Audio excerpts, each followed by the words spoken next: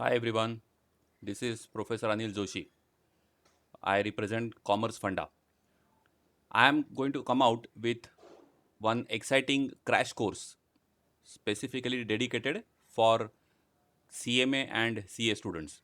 And this crash course is going to be on cost accounting or cost and management accounting subject, which is there for your intermediate exam.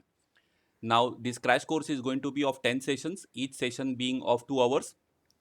Now you may wonder what is unique about this crash course. You all know that your exams are in July, postponed because of coronavirus, right?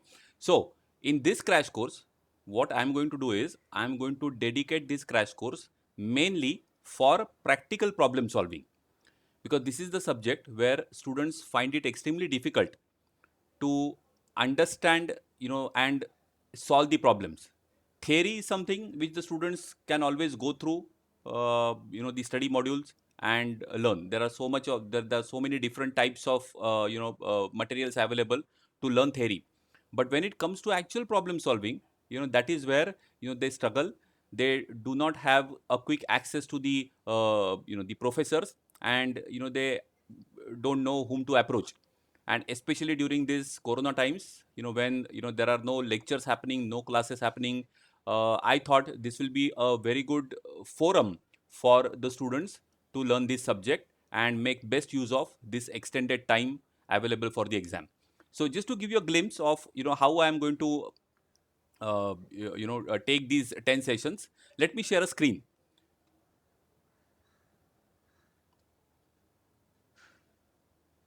Yeah. So here you go. So I'm just giving you a sample question on operating costing, which is part of your overall cost accounting subject. So let us say that the cost of a hotel for a year is 34 lakh 67,500 rupees.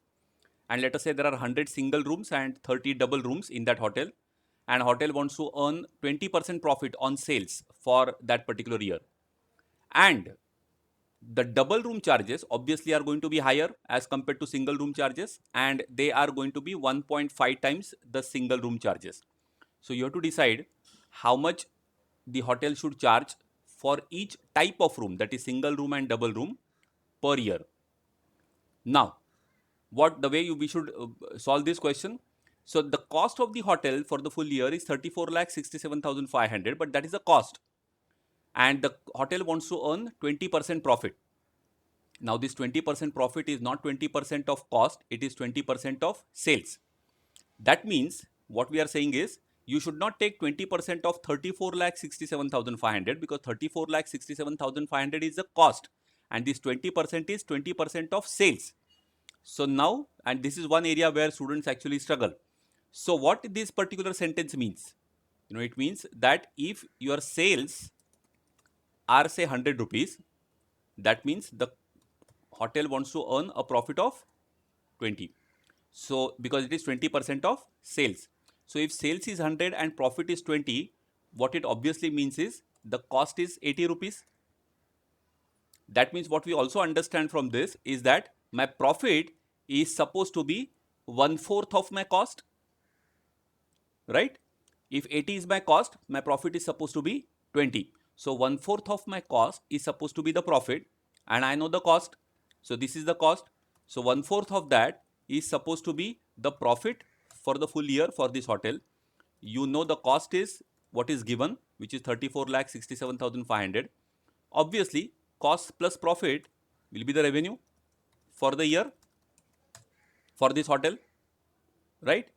Now, the question is, what they are not asking what is the revenue for the whole year. What they are asking is for each type of room, what should be the charge for the full year. Now the question is, should we divide this straight away by 130, because the total number of count of rooms is 130, 100 plus 30. Again, there the answer is no, because the tariff or the charges for each type of these two rooms is not going to be the same. So that is why 100 and 30 both are not at the same level. And that is where the question of calculating equivalent number of rooms comes in the picture. So here what we are saying is, if I have 30 double rooms, and I know that for these double rooms my charges are going to be 1.5 times single room.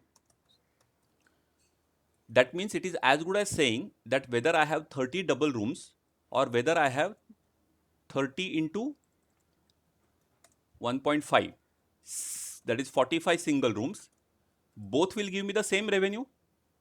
I repeat, so if I have 30 double rooms, or instead of having 30 double rooms, if I have 45 single rooms, both will give me the same revenue because my double room charge is 1.5 times the single room, right?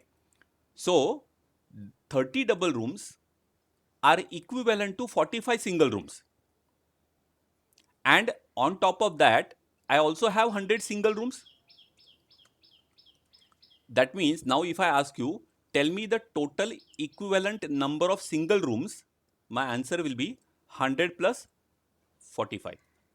So though the overall number of rooms is 130, the equivalent single rooms are 145. Now here I get the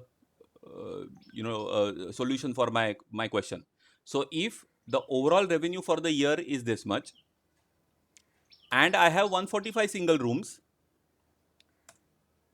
that means per single room per year I should have this much revenue. And if per single room per year this is the revenue, that means per double room per year I know the charge is supposed to be 1.5 times. So this into 1.5. Right? Now let us cross tally. This is our answer. Now let us cross tally. So I have to have this much revenue per single room per year. So this into how many single rooms are there? 100. So into 100. Right? Plus I have this much. I am supposed to charge this much per double room per year. And there are how many double rooms? 30 double rooms. So into 30. Now let us see what is the total revenue. 43,34,375. Doesn't it match with this number which I wanted? Right? So my answer is right. So that is how I cross tallied as well. All right.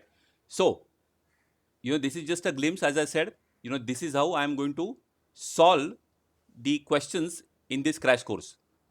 So if you are excited about this after seeing this video, then please do contact me, register your seat, because I would like to keep the number of participants limited so that, if there are any queries, I can give one-to-one attention to the students. All right. So thank you so much, and do join for the crash course on cost accounting or cost and management. You have cost accounting subject for your CMA exam and cost and management accounting subject for your CA intermediate exam. Thank you so much.